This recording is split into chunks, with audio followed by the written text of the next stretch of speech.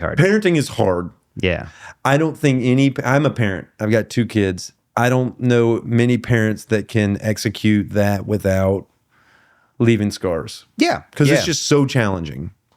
And it's good. It's good to have formative experiences. I have a structure idea that I haven't tried on stage yet, where it's like, trauma, a little bit of trauma is good. Like, trauma is just the moment you find out the world doesn't work the way that you thought it did. Right. That's just the premise. It's not funny, but it's like there are moments where you learn that the world doesn't work the way that you think it does, and that shapes you in certain ways, and then you're tasked with figuring that out for yourself. You're expanding. Yeah. And then you have the experience as an adult of seeing your parents as fully human people who are capable of both, flaws and loving you unconditionally. Right. And then you understand the world better if you have, and there's no severe trauma. You know what I mean? It's just like, just parenting stuff. I think trauma will happen regardless. Yeah. If you what is this? Because there's surprise in life, like you said.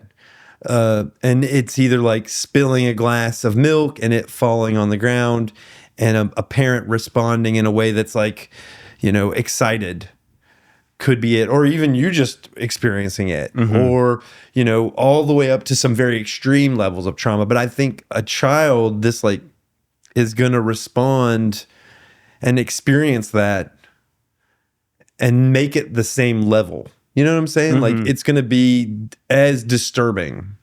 Yeah.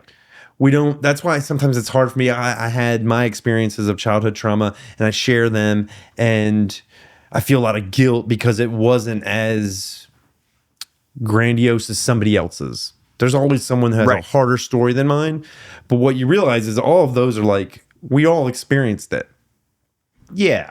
And I think in a vacuum, the things that happen to you are like whatever blips from parenting or siblings or